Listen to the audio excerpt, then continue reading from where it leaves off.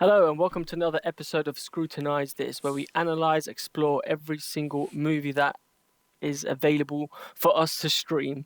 My name is Bardi, I am the movie novice, and in this series we have been discussing the Oscar nominees, the winners, and we've done all 10 episodes, so we've been discussing the Best Picture nominees. We've done them, now we're going to discuss the winners. Who won, who was nominated, what the outcome is, do we agree, do we disagree? And who do we have with us today? We have two of the greatest minds ever created for movies. And Dennis. Firstly, we have Dennis with us. Cheap Dennis, shot. Dennis, say hello to the audience.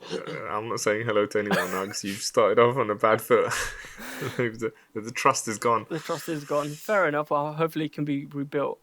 And the person that brings us all together, that makes it all possible for us to be in the same podcast, the man, the myth, the legend, Rowan Pierce. Ni hao ma. I'm looking forward to this. Yes. So in this episode, Dennis is going to be leading us through each category, discussing the winners, the nominees, what we thought, do we agree, do we disagree, and hopefully you look a bit more enthusiastic going forward, Dennis. Well, this is my over the moon face. So you can mean, imagine what my wife and kids think. Great. Yeah. All right. So okay, Oscars. Yeah, it's all done and dusted now. But what I've done is I've gone onto the official Oscars.org website. So we'll go kind of back to front. Although I don't know what I'm guessing here. It looks like it's alphabetical. I guess that's the logic behind this list. So I'm gonna go back to front, which means we'll start with writing. I'll list out the nominees. Well, I'll list out what the award is for, the nominees, and then who won it, and then we can just. If anyone I think it's worth telling the audience we're going to take an objective stance on this. It's not going to be dramatized to the extent of the ceremony. No one's going to come out naked. Nah. Wearing a little loincloth or. Yeah, I mean the thing is, this isn't going to be anything long form. We've sort of dissected and done the 10. No, but we're going to take an intellectual approach. But yeah, we'll just maybe we're going to give a bit of an best opinion. production the same amount of airtime as best actor. We're going to don't put too much pressure on me. to the least represented where possible, because I don't want. I mean a lot of these. Some of them are short films and so on. But yeah, let's go through the list. We'll go from the back. Okay. It starts here with writing original screenplay, and the nominees are Past Lives, which is a film we reviewed, written by Celine Song, May December, by Sammy Birch, and Maestro, by a legend. There's a legend of this podcast, Bradley Cooper and Josh Singer, The Holdovers by David Hemmingson, and Anatomy of a Fall, screenplay by Justin Triet and Arthur Harari.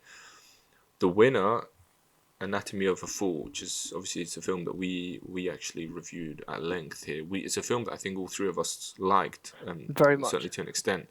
I think that was the second highest, or maybe the third highest, because The Holdovers is also on that list when we rated that incredibly high as well. Yeah. So those two, we can agree, are really well written. Don't know why the fuck Maestro is on the list. Yeah, so that one that stands out more to me than the winner, because that seems like the most unwritten. I mean, it's almost it definitely shouldn't be on there. Construction to it. Yeah, Anatomy of a Fall. We actually, I think we spoke quite highly of the screenplay. So I think this one's. I think there's no need to linger really. I think it seems to us, I think, pretty clear. Clear winner here. I don't know. I haven't seen May December. But I don't know what the fuck Maestro is doing on there, or Past Lives. The rest of them, Although Past Lives had a bit of maybe a charm, I'd say. I mean, we had some issues with it, but it's certainly not like Maestro. I think both Holdovers and Anatomy of a Fall equally, maybe had they won, I would have maybe been okay to be so arrogant. But yeah, let's move along, because I think there's nothing because Maestro annoyed us as a whole. Okay, so we're still on writing. This time it's adapted screenplay. So nominees here: Barbie, Oppenheimer, American Fiction, Poor Things, and The Zone of Interest.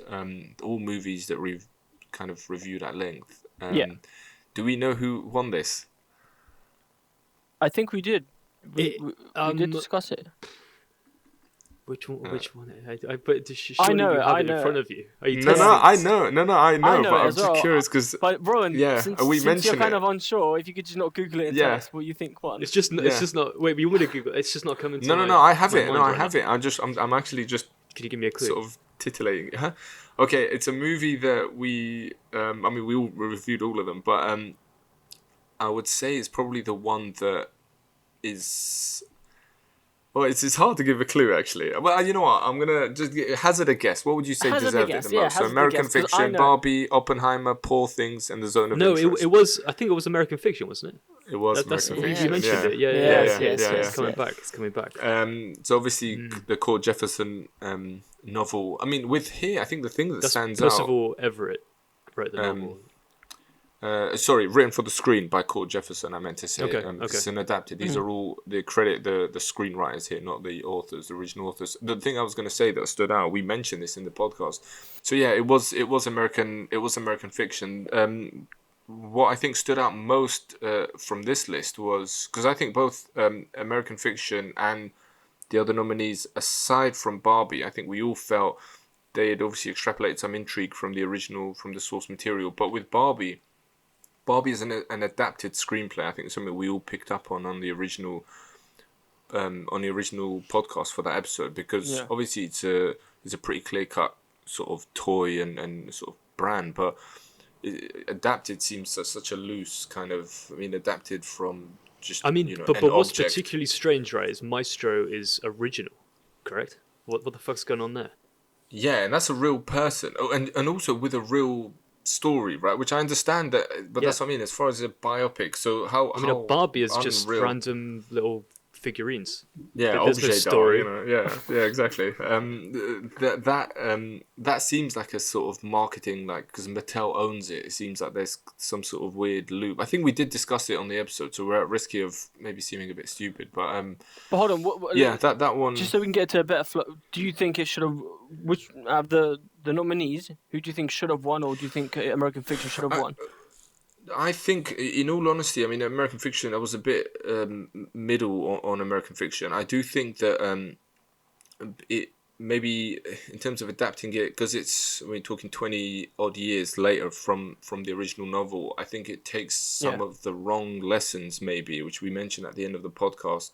In terms of just a pure adaptation, obviously, I like The Zone of Interest a lot. It's a movie I rated very highly, but maybe as an adapted screenplay, it's a bit too. It borders on the experimental a little bit. I think actually Oppenheimer does a pretty good job in terms of bringing out, because it's based obviously on American Prometheus, and it manages to, cinematically display characters that, when I read that novel, I didn't really think there's a lot, to play with here cinematically. Obviously, there's a lot at stake. I think actually Nolan's capable of doing quite a good job with that. That's the one that I would have even put my money on. Poor Things would have probably been second.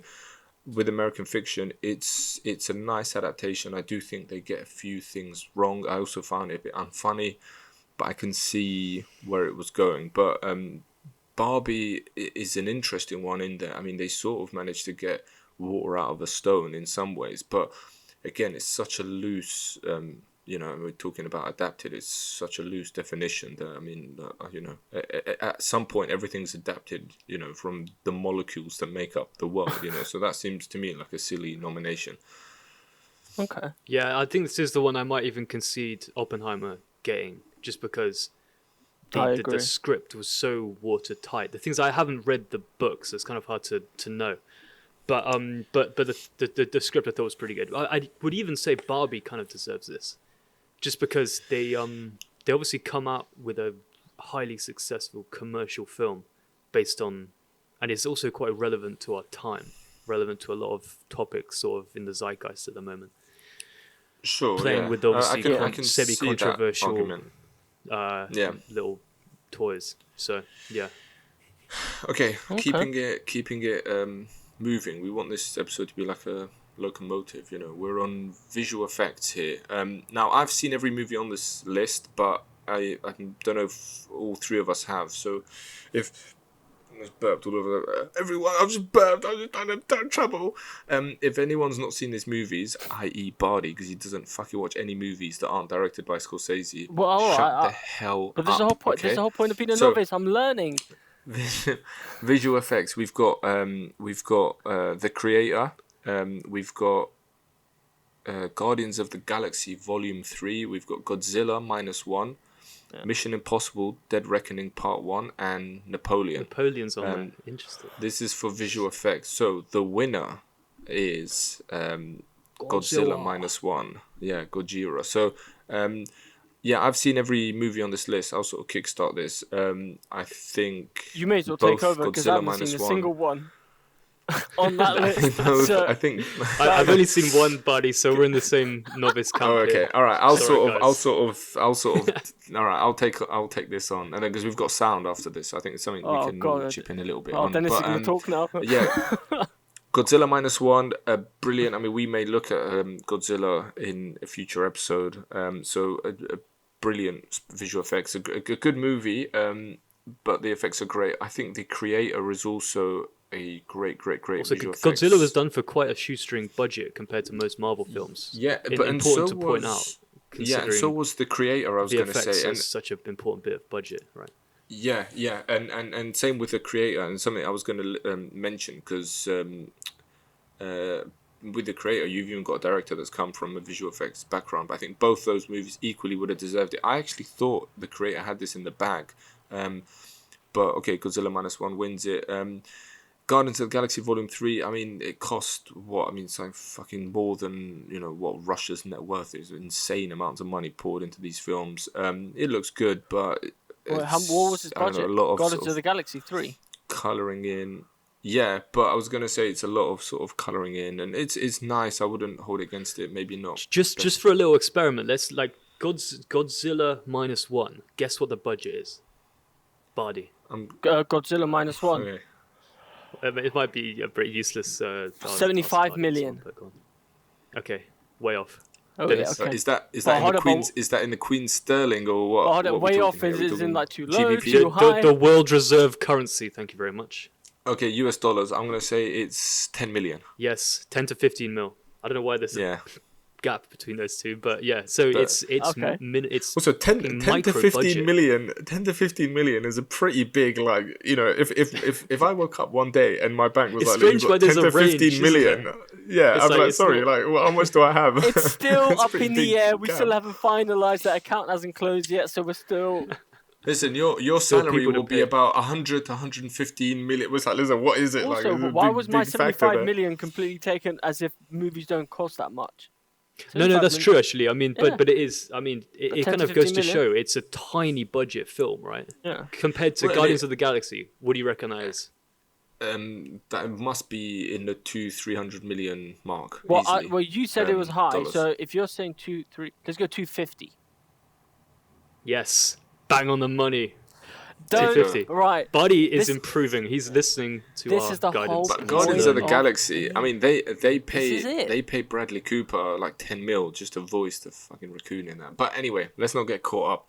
But just about that's an interesting thing, right? The fact is, one VFX, it shows you don't have to throw money at something to get a good. Well, I think result. if we do go to because we've got another Godzilla movie coming out soon. So if we can go down a bit of a rabbit hole with Godzilla let's and visual effects. So it'll be an interesting topic in terms of where does that money go? Because clearly, if a film can do that for 10 million, then sure. Yeah, clearly there's something wrong. Let's say, but that's coming soon. A lot wrong, I think. If you guys put that little finger and smash that little subscribe button for all of us here, you'll get loads of knowledge. We'll wash you with knowledge. It'll be beautiful.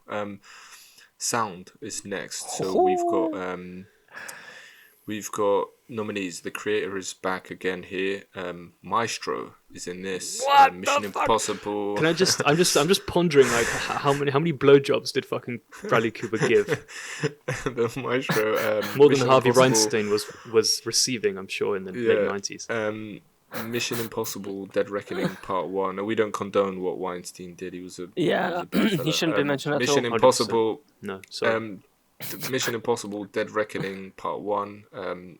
Oppenheimer and The Zone of Interest. Obviously, we know who won. We talked about it sort of at length. Yes. But The Zone of Interest for sound, and I think. But Ron, give us your thoughts. Zone of Interest for me steals it, and if anyone wants to go back, and I'll put a little link to that, because the sound is so instrumental in that film, and it kind of is almost we're forced to prioritize the sound over what we're seeing. Yeah. So I think the fact is fundamental. It's not just a sort of embellishment. It's its own, I kind of mentioned it's like an art piece where your different senses are kind of in conflict.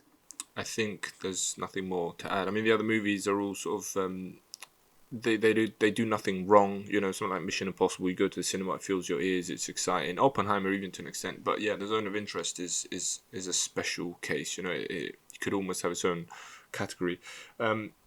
We've got short films coming up now. Hold on. What am I, Mirage? Well, am I not here?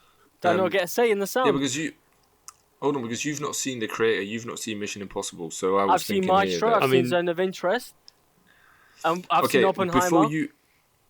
Before we get your opinion, give Buddy a chance. No, because I thought we were keeping this snappy. That's why. But I'll ask your opinion, Buddy. Hey, guys, subscribe. Take care. If you want to keep it that snappy. No, Zone of Interest definitely should have won. Oppenheimer was a great contender. Maestro can fuck off. The other two, hopefully, I'll watch them in the future. Dennis, go.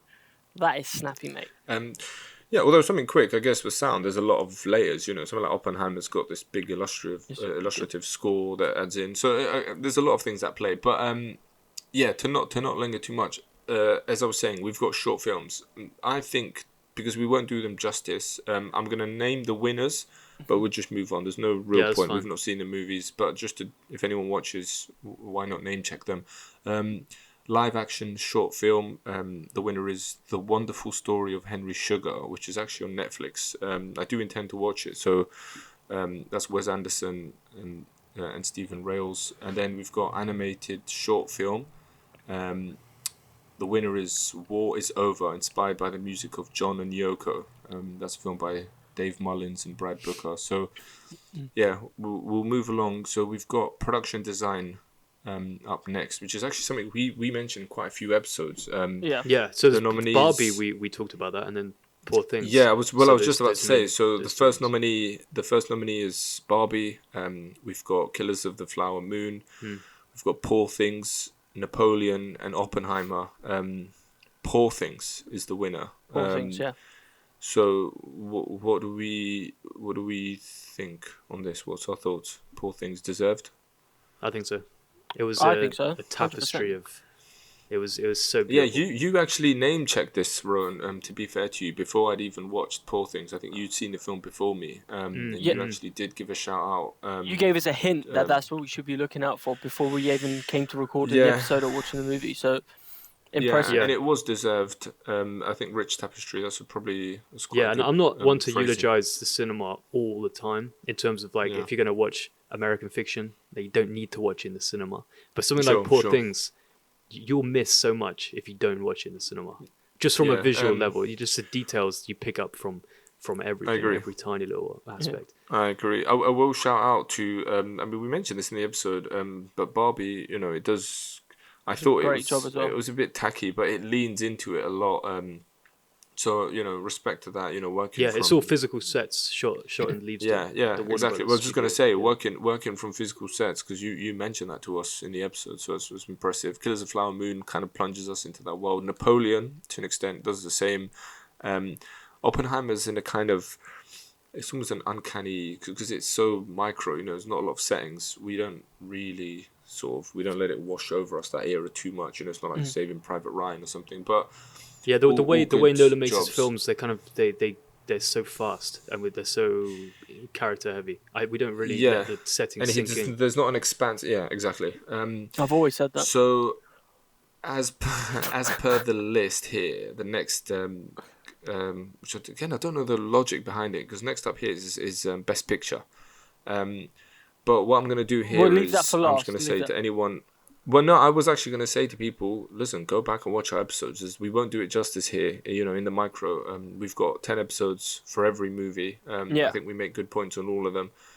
So I think go back. If you're at this stage of this podcast, go back, listen to all our best pictures. We know by this point that Oppenheimer won it. We had a lot to say in Oppenheimer, but go back and watch every episode. I think they're all films that, aside from Maestro, it's worth watching, I think.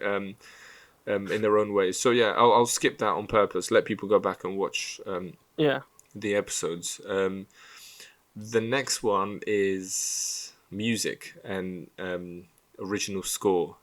So this is actually a new to me. I don't know what won this. Yeah, we did a podcast on American Fiction. I thought the score by Laura Karpman was very strong. Well, so 1 second. This is so. Let's be clear. This is music original song. Okay. Sorry if I said score because I just realized now. Okay. I may have said score because I've got them side by side. So because I stayed up till 3 a.m. I had no idea. The show. Okay, so the nominees: the Fire Inside from Flamin' Hot. Well, I don't know what that is. Is English your first language? Sorry, I'm turning into a novice here. Is this a single song? A single song. Right. This is literally a single. I didn't know there's a category for that. Just one song. Come on, get with it, bro. And why are we switching roles here? Hey, Granddad. Hey, Granddad. Hey. Now I'm a great director and writer. All of a sudden, I think there's like two that. novices. All right. Dennis is like our daddy from now on. There's three almost, because for the first nominee I've got no idea what it is. The Fire Inside. We'll maybe do an episode on music actually at some point, or film music I should say. So that's the first nominee. The second nominee. So the second and third nominee are from the same movie. So the first one is I'm Just Ken from Barbie. Music and lyrics by Mark Ronson and Andrew Wyatt. And then right after that is What Was I Made For from Barbie again. Music and lyrics by Billie Eilish and Phineas. Is that how you pronounce it? Phineas O'Connell. Phineas O'Connell sounds like an Irish pub. Sounds like an Irish pub down the road. Do you mean at the Phineas? To be honest, there was no songs in Barbie which hit me, that I'd put on a playlist. Before we linger, let me just do the last two nominees. Okay, it was It Never Went Away by John Batiste and Dan Wilson, and that's from American Symphony. And then Wajaji, A Song for My People, that's from Killers of the Flower Moon, a music and lyrics by Scott George. So the winner, Rowan, based on what you've seen here, what do you think it is based on? I have no idea. But I'd like to go for the Killers of the Flower Moon. Yeah, I also would have liked for that. It's not. It's What Was I Made For? But where does that even play in the fucking bit in the film? Is that the first track? What song is that? I don't know. Yeah. Hold on, YouTube. Hold on. Oh fuck, we're doing this live. We'll do it live. Can I be honest? I don't remember massive cop out. I remember I watched it and I was like, there's a Billie Eilish song in this movie. I was like, I've done a whole episode on this, and I don't remember it at all. I don't remember the opening song in Barbie was fucking awful. At least the Ken one is a bit. That's probably the one that won. Sort of, that's probably the one that won. Yeah, typical. Okay, I do remember this song. Yeah, look for people watching it. She performed it live as well. It's a load of shit. All right, next, moving on. All right, yeah, Billie Eilish doesn't deserve a. Yeah, it's music for little fucking children. All right, music original score. Here we go. I would like Killers of the Flower Moon to get this. So now on original score, bearing in mind that this is the full score here, be nominated. So nominees: American Fiction, Laura Karpman. Yeah. Okay. Indiana Jones and the Dial of Destiny by John Williams. Killers of the Flower Moon by Robbie Robertson. Very good. Oppenheimer by Ludwig Göransson, and Poor Things by Jerskin Fendrix. We know who won. We know who won. I think Ludwig van Göransson himself wins for Oppenheimer. Yes. What do we think, Bardi? What do we think? This is all new to me, by the way. I'm like Trump learning about that sort of. I forget what it was, but he's like, "Oh, this is new for me. This is completely new to me." So when the guy goes up to George Bush to tell him what's up. Yeah, when he's reading the story. I'm being whispered about 9/11. Yeah, but Bardi, what do you think? Because you've given the most resounding yes and no for this category. What do you think? So Oppenheimer. I mean, it's a strong no from me. Well, it's a very strong yes for Fucking me. hell. Not that I didn't think Killers of the Flower Moon wasn't good for original score, but Oppenheimer, the music was good. It was good. I've listened back to it. It is a good soundtrack. I think it's definitely well deserved. Buddy, the killers of this Robbie Robertson, is that the correct? The guy who did the Robbie Killers of the- Robertson, yeah. correct. Robbie That's right. Robertson Well, is dead. He's dead now. Robertson. And this was his final. Thanks his- a lot, Bardi. Buddy, Thanks a you lot, are Bardi. not doing him a justice by. Let me is imitate endorsing Bardi. his- Is he Putting that definitely- nail in. Is he definitely dead? No, he's definitely gone. He's past the late. So he's not going to be You're offended thinking, by my Bardi. decision then. What difference does it make? The You're guy's thinking- gone. He's spitting at you from the afterlife.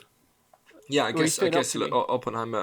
Oppenheimer, and with a lot of Nolan films, he's quite savvy in the sense of he gets these kind of catchy. The music in Oppenheimer was Hans- fucking awful. No, it didn't. wasn't. It didn't. No, It it didn't. wasn't. It It didn't awful. accompany any of the beats of the film. It was just floating over the scenes. I sort of Nolan have to Someone agree is a a little novice bit to with- with. music I have to- scores. it was Someone not- is a music. Where are you going to be? Killers of the situated? Flower Moon. Nah, I Oppenheimer have to all the agree way. a little Killers bit. of the Flower Moon. We'd have Wait, this no. sexy thudding bass just like pulsing you Sexy? through the I mean, yeah, that's the word I'm using. It just Wow, was kind of Yeah. floating you through and pushing you through, and it made the experience worthwhile.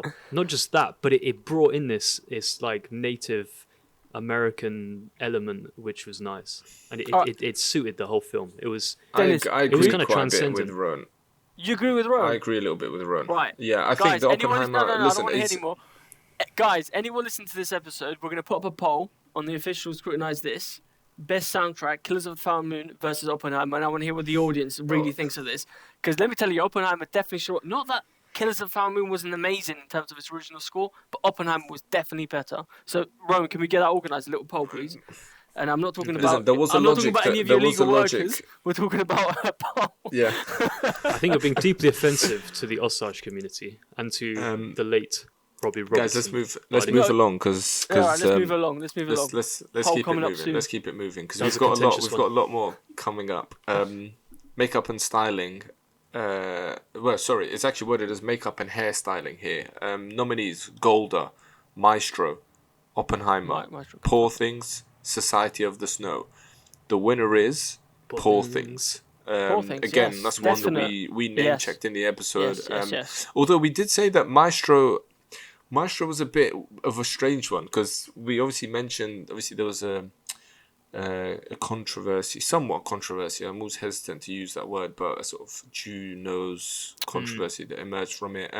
Although we did say that the maestro overall, I mean, he looked sort of a bit like. Yeah, from a distance, it does look like Bernstein, yeah. Bernstein. It really does. But I think there's something to he did say a good job. about something like Porn Things, where you actually there's more of an artistry involved. Yeah. You're working with Willem Dafoe's face. He isn't a character which people don't know. It's something that's just been created, and he does it really that's well. true. So I That's think true. Yeah, I Poor agree. Things I agree. all the way. Um, Can I just say, if sure. if Bradley Cooper spent less time trying to look like Leonard Bernstein and acted more like him, because there's so many videos of actual conductors saying, "What the fuck is this guy doing?" Because he spent 6 Yeah. years preparing for this role. If he spent less time looking like the character and actually acted like a conductor, this movie would have more of a chance. I mean, I think you'll get the shit. message after this Oscar ceremony. 'cause Honestly, I don't he got wanna see him zero, anymore. a fat zero Oscars Fat Up, after zero. all the up blowjobs he next. got, all the bukkake soaking into his. The only win for Up, them is up. them getting an invite to the Oscars. That's the only win. But anyway, let's move on because it's fucking Keeping apparent his that we seats don't full. like Maestro.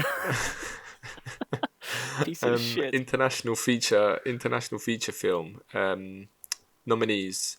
Is this the No. Mariupol one? Yeah. Well, no. This is not documentary. This is international feature film.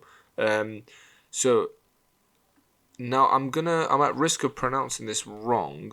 So let me just see how this. We wouldn't is want you to be pronounced.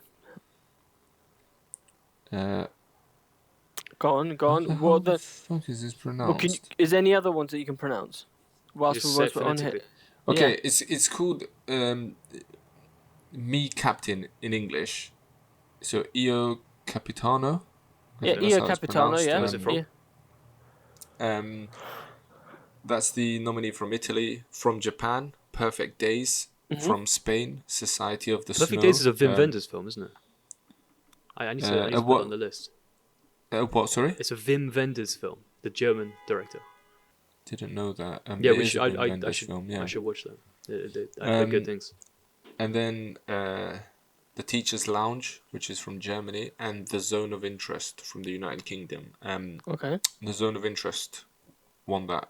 Now Deservedly. I haven't seen Io Capitano. I haven't seen Perfect Days. Yeah. I have seen Society of the Snow. I have seen The Teacher's Lounge, and I have seen The Zone of Interest. I think pretty clear there. The Zone of Interest was one of my favourite movies of that year. I think for me, it could have won the Best Picture overall, let alone International Feature Film. I will shout out The Teacher's Lounge is a pretty cool film. It's does some interesting things. I'm surprised that.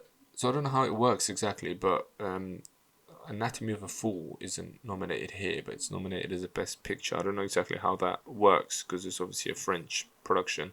But I know the Oscars have some weird rules about it has to be submitted through the main country's submissions, the sort of film. It's an channel. application issue, I don't know is it? exactly how it works. No, well, there are some things like that. The it might be a strategic sort of move not to enter into or that. Potentially, because the Coen brothers, they edit together, and what they'll do is they'll use a pseudonym and pretend it was one person editing, because they can't actually win an Oscar if there's two editors on a movie. So Really? there are a few weird rules, but yeah, the Zone of Interest winner, I think, deserved. So I think we can keep that moving. Speaking of editing, film editing. Nominees: Anatomy of a Fall, The Holdovers, Oppenheimer, Killers of the Flower Moon, and Poor Things. Do we know who won this? Oppenheimer. It was Oppenheimer. And I think probably one that I think it's deserved. Yeah, actually. it's obviously a below the line, very technical award. But I think it does deserve it. It's But more so than that, I think there's a lot more there's a richness to the editing. I think maybe more so than people realize, and it is a video I'm interested in making, because I think a lot of people don't realize Nolan's doing quite a lot with that editing. Well, I mean, it's edited by Jennifer Lane, but I'm aware of how his input is. I'm going to say no to Oppenheimer on this occasion. We're actually swapping roles with Rowan on this. When he says yes, I say no. But I think Killers of the Flower Moon should have got it. So who do you think should have? Okay. Killers of the Flower Moon.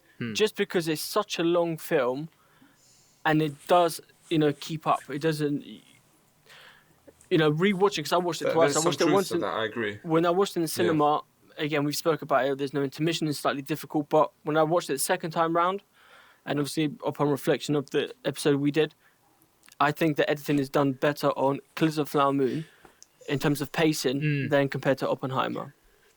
Yeah, we actually mentioned the editor, I remember, in our podcast. And a close collaborator with Martin Scorsese. I could agree with that. Yeah. I think there's some truth. The rhythm is brilliant in that, and it works with the music, and it's got the sexy beats as well. Film, so I'm just gonna bass. I'm just gonna list the winner of this documentary short film. The winner is The Last Repair Shop. Oh, well done. Well done. Move along. Documentary feature film. So this is Ron. You mentioned 20 Days in Mariupol. So that won. Other nominees were Bobby Wine, The People's President, The Eternal Memory, Four Daughters, and To Kill a Tiger. I think documentary. Bobby Wine sounds like a stage name. A lot of love. And I think documentary films don't get a lot of love, but I do think it will be interesting to look at some feature-length documentaries on this podcast. I think there's some that are pretty fascinating. But again, I'm not going to linger. I'll keep it moving.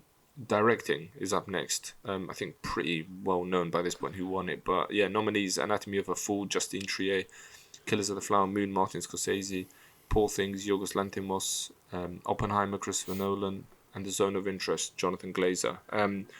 Nolan wins it. Again, it seems like one of those, DiCaprio ones where, surely he's got to win it at some point. So this seemed like sort of perfect time and place. Yeah. Obviously, he's campaigned his little toes off for this movie. I think he's been on the Jimmy Kimmel show about 80 times. He's been on more than, fucking Jimmy Kimmel's close friends. But he wins for directing. What do we think? Deserved? There's obviously big names on there, but what do we think? Yorgos Lanthimos is the indie sort of, director here, but I think for me, Yeah, and he should have Jonathan won that. Glazer, Jonathan Glazer as well. I'm gonna go I think Jonathan Jonathan Glazer. Glazer does something. He's a bit of a maverick in this list, I'd say. Justin Trier is obviously, she's quite seasoned. She's done quite a lot, especially in France. I would have liked. I mean, if we're doing it on this notion of just give it to them, I think Martin Scorsese. I think his next birthday is 186. So 87. it would have been nice for him to. 187. It would have been nice for him to maybe get that. I think he does a great job with Killers of the Flower Moon. But I just think Jonathan Glazer, I mean, we talked about the camera setup, we talked about a bunch of things. I think it would have been, beautiful for someone like him. It's also such an audacious thing, right? He's just saying it's... Yeah, audacious is a pretty good word, actually. I agree. But he's not afraid to just be boring and banal. And that works with the themes of evil. It's great nuance. I watched it again. Yeah. We only just recorded the episode. I've watched the film again. That's how much I enjoyed it. Really? Yeah, I've watched it again. Okay. It's so good. And I watched it, but full on, bigger screen, soundbar, bass. I wanted that full sound experience. Nice. Amazing. We've got just a few more left. Costume design. So nominees: Barbie, Killers of the Flower Moon, Poor Things, Napoleon, Oppenheimer. I think pretty obvious who won this. Poor Things. But again, actually, one that we mentioned Barbie. We name checked Barbie during the podcast for this. We did. But I think Poor Things again. It's a bit like with set design. It obviously had a lot going for it. It does a lot of creative things. We mentioned, but it's also original, right? It's not. We're not just taking pre-existing things. Sure. And Barbie is obviously taking more or less pre-existing designs from the dolls. Yeah. But Poor Things, that's a new, fresh take on Victorian nappies sort of from the ground up. Yeah, Victorian nappies. Yeah, Victorian, they sell those like John Lewis, I think. Yeah. And big boofy shoulder pads and all that eccentric shit. Yeah, I'd agree with that. Okay, a pretty big one here, especially given our we're a bit technical sometimes on this, but cinematography. Nominees: El Conde, Edward Lachman is this DOP for that. Killers of the Flower Moon, Rodrigo Prieto. A little sort of unknown film called Maestro, Matthew Libatique. Oppenheimer, Hoyt van Hoytema, and Poor Things by Robbie Ryan. Again, obviously, I mean, Oppenheimer seemed to sort of sweep up at these awards. Hoyt van Hoytema, I mean, he's doing some great work. So what do we think? I mean, all those cinematographers are good. I mean, even Matthew Libatique in Maestro, he's a seasoned... Matthew Libatique. And also, I think it's good. Pi is one of my favourite films, his early film with Aronofsky.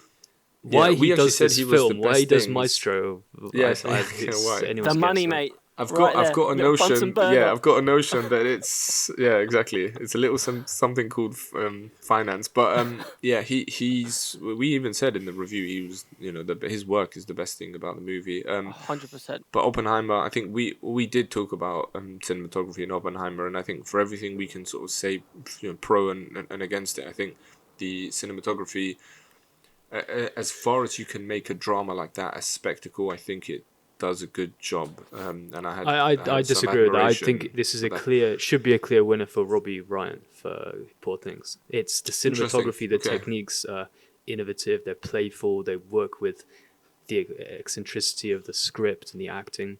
It's audacious as fuck. It's almost like I wouldn't say innovative. I wouldn't say innovative too much. I think it harks back a lot. I do like it for all the reasons you say, but I just think something like Fisheye isn't really innovative, and I think no, but it's beyond Fisheye. It's not just ascending shot. It's not just Listen, Ron, it's not just Terry Gilliam. It's going a bit beyond that. I may be wrong. I'm a novice, but it just sounds like you don't like the movie Oppenheimer very much, Ryan. That's what it sounds like to me in the audience.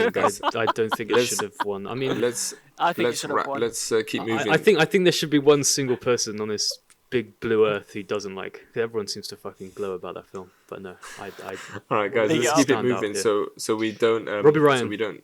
So we don't linger too much. Animated feature film. He's not listening to any opposition on this. Animated feature film. Elemental, Nimona, Robot Dreams, Spider-Man Across the Spider-Verse, and the winner is The Boy and the Heron. The Boy and the Heron. Oh, you didn't finish. Oh, okay. How many of these have you seen, Dennis? None. So let's keep it moving. Well, respect to them. Respect to them. The last few that we'll do. I mean, because we talk about again a bit like with the best pictures. I do think for the next few, because they're all about acting, I think we'll give a little line or two. But I do think people should go back and watch the podcast, because a lot of the winners or the big performances we discuss, I think, maybe even at length. But I'll read them out anyway. So Cool.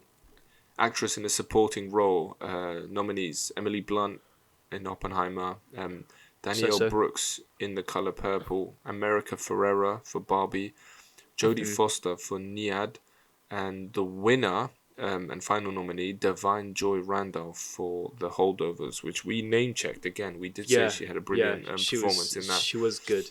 Yeah, and she's the underdog there, and I think it's deservedly so. I think the film The Holdovers needs recognition, and all the characters to pull their weight in that film. I didn't really rate her. Yeah, we actually remember we discussed in the episode, guys. If you want to go back and find out why I didn't like her, go back to the exactly. episode. I'll give a bit. I thought it was a bit flat in terms of her performance. I didn't think it was all that. I think Emily Blunt for Oppenheimer should have won it.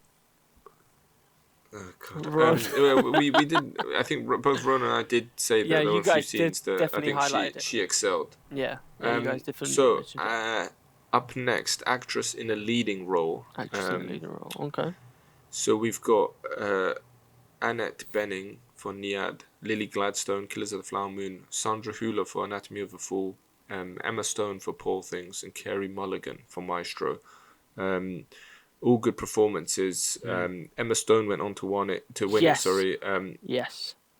I felt, a sort of, a sense of disappointment, because I raved about Sandra Hüller in Anatomy of a Fall. And I actually thought she would win it, but obviously thinking back, Emma Stone is the one who, she's paid for by Louis Vuitton, so how fucking stupid of me to think. Don't say that. Why would you? No, she would deserve it. Emma, if you're listening, well done to you. Well done. And feel free to jump on the show anytime. Yeah, he's cut his hair. Who do you think I did this for? Furious jump on the show.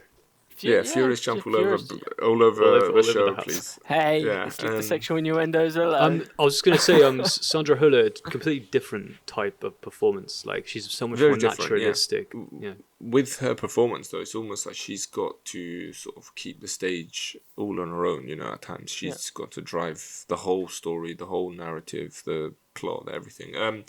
But yeah, I mean, I think they're all good performances, even down to Carey Mulligan. I don't think there's anything here that's somewhat a disappointment in terms of a nominee. Okay, up next, actor in a supporting role. The nominees: Sterling K. Brown for American Fiction, Robert De Niro, Killers of the Flower Moon, Ryan Gosling for Barbie, Mark Ruffalo for Poor Things, and newcomer who I've not heard of. His name is Robert Downey Jr. for Oppenheimer. So I expect big things from him, because he's the one who won it, actor in a supporting role. Yeah. Again, I think I did rave about Robert Downey Jr. I thought he was actually pretty good, and I'm not one of those. I'm not one of those people that lick his ass because it's like, oh, he made Iron Man so good. Can I tell you what now? Because I watched the show live. In terms of him, he looked like a bit of an arrogant prick. Can I be honest? During the show, Robert Downey Jr. He's made $1 billion pretending to be the inside of a robot, so I can admire him for I didn't like him. only being an arrogant prick. Well deserved, though. Well deserved. Definitely should have won. Yeah. I'm just happy that they didn't bow down to the Rowan pressure of giving it to Ryan Gosling, I think. Ugh. Yeah. Get out of here. That's the main thing we don't like that stuff here. Sterling K. Brown, I didn't even realise he'd been nominated. No, watching the movie. Did I actually? Yeah, I thought he was actually okay in the movie. I didn't think he was, best supporting role good, but there you go. I think that was a bit interesting. I actually disagree with pretty much everything the Academy's listed for these nominees. I don't think any of them deserve it. Well, yeah, I mean, there's probably something to be said there. But you'll be even more impressed by the actor in a leading role. Let's go. Mr. scowl into a pond. The first nominee here is I'll have to Google his name because I've got no idea who he is, but his name is Bradley Cooper, and he stars in a little known experimental movie called Maestro. After him is Coleman Domingo in a movie called Rustin. Yeah, we actually reviewed Candyman, didn't we? The remake. We did, yeah. He appears in that. He's actually by far the best thing about that film. And we did say that he was one of the better characters in it. Paul Giamatti in The Holdovers, Jeffrey Wright in American Fiction, and the inventor of the bomb himself, Cillian Murphy for Oppenheimer. Cillian Murphy can fuck off back to Ireland. Let me tell you now. I knew, obviously, because I know Oppenheimer's, they've fucking pushed this Oscar. They've wanted to win this Oscar. It's been clear from the release of the movie. They've tried everything, but I didn't think, there was a part of me that thought they might give it to Bradley Cooper because of the bullshit. As far as bullshit goes, they would have said, Don't make me sick. The nose on and he did Bradley Cooper can fuck off. It would have been a disaster, but no. For me, this should have been Paul Giamatti. 100%. 100%. Fucking hell, man. He's so good in that movie. And I think it's a great note to end on because he's so good in that movie. But, yeah, Cillian Murphy, he was the sort of fan favourite. He's kind of, I don't know, he is good, though. Let's come on. Star in the making, let's not be silly, guys. I know I'm a novice and you guys are I don't think he's that good. No, I think he's actually. Come on! I think there's jump on this side. Get on board. There's actually a bit of mediocrity to his performance, I would say. I wasn't a big fan of it. For me, he's just a placeholder.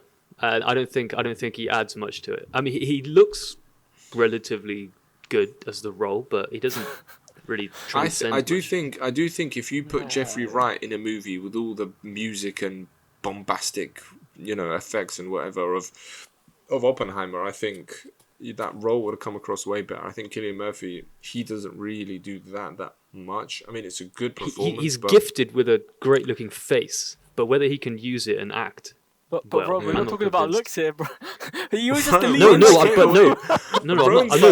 part of my point. Somehow. He's like, Ron's like, listen, he's like, I'd kiss him, but like, I would make love to him. I would caress that face. Does Ryan Gosling not get any awards for his like muscles or anything like that? We did promise that this would be a short show, but I think overall, what do we think overall? Do we think this has been, let's say, if we had to do on a better side, on a more positive side, or has the Oscars got it more wrong overall? What do we think? Who starts? I think on a technical level, I think it does a good job. I'm just glad Poor Things has got its recognition, because the artistry in that is unbelievable. I think they've got some of it right. Obviously, Oppenheimer has the most wins, but for me, I think it should have been Zone of Interest all the way. Personally speaking. That is such a great film.